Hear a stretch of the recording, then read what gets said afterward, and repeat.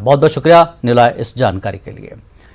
आगे बढ़ेंगे। दिल्ली में कोरोना के बढ़ते मामलों के बीच दिल्ली के सीएम अरविंद केजरीवाल ने प्रेस कॉन्फ्रेंस करके कई बड़े ऐलान किए, जिसमें उन्होंने दिल्ली वालों के लिए 2 महीने का राशन मुफ्त देने का ऐलान किया है।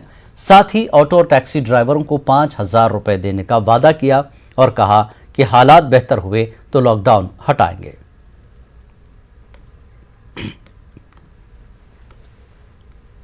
पिछले हफ्ते हम लोगों ने खासकर मजदूरों के लिए ऐलान किया था कि हर मजदूर के अकाउंट में 5-5 हज़ार रुपये हम लोगों ने डालने का ऐलान किया था। उनके अकाउंट में 5-5 हज़ार रुपये जा भी चुके हैं।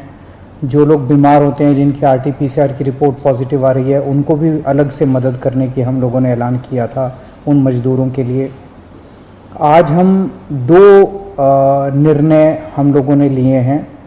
एक तो ये कि जितने दिल्ली में राशन कार्ड धारक हैं, लगभग 72 लाख राशन कार्ड धारक हैं, इन 72 लाख लोगों को अगले 2 महीने के लिए मुफ्त में राशन दिया जाएगा।